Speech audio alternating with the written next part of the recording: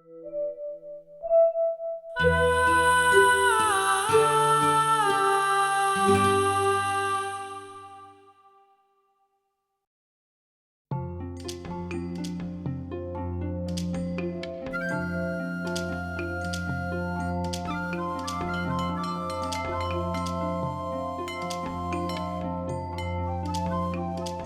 are about 2,500 parishes all over the country.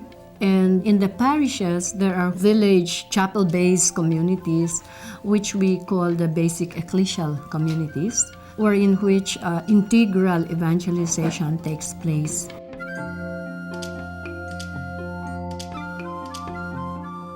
Welcome to the Church of the Philippines. Comprising over 7,000 islands, the Philippines are located in the center of the South Pacific volcanic mountain chain known as the Ring of Fire. The majority of the Philippines is Catholic, and that means that church teachings are a part of every aspect of the lives of its people, starting from the Sunday liturgy and then throughout the week, in the farmers' fields with the country's poorest, especially women.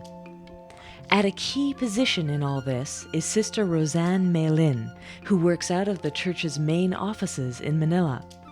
Sister Roseanne's vocational call is to live and teach the connection between a strong spiritual life and the capacity to solve problems of poverty and the lack of critical information that accompanies poverty.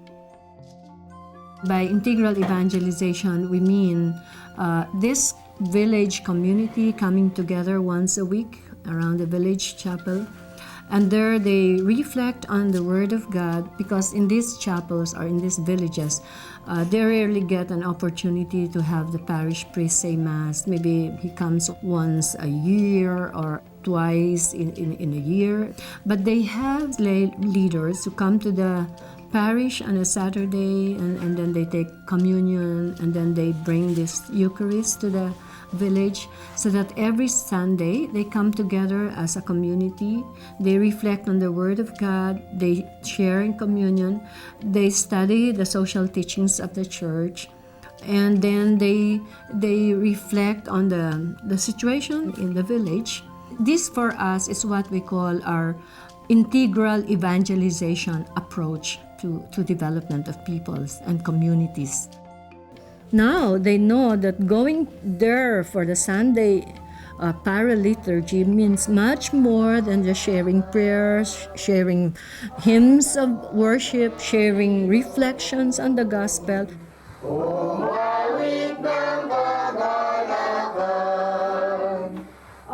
Every week, the women are coming first and foremost to pray together, to reflect on the problems that they have encountered during the week. So if they are experiencing poverty, then we'll talk about it. What is the cause? So why are we poor? So what can we do? Before, they used to be quiet, and they are the silent spectators of whatever is happening in the community. But this time, they're not.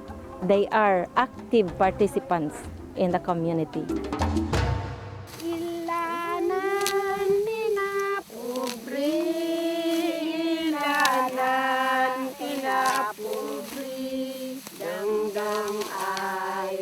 Our program for sustainable agriculture, which we have been in for the last 5 years, is now bearing a lot of good results.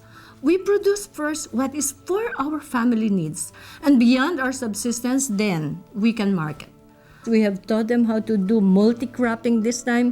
Don't go for just one crop at a time. Then we teach them how to do organic fertilizer production. And through this experience now of using organic fertilizers, they have seen how soil is regenerated and how produce from organic farming is far better for the health. And now where everybody is so active in the community, the men are in the fields, the women are preparing the organic compost, and the children running around gathering manure. And then early in the morning, you see all the women going to the different suburban areas with their big baskets of vegetables. Now, when people go to the market, You know, they look for organically produced products. Organically produced products command a higher price. And for us, this is a big triumph. Many times, children are not motivated to go to school because their schooling needs are not properly met, or they're needed to add more income into the family. Now, with the livelihood opportunities offered to the women helping out with the family budget, then the children are freed to go to school.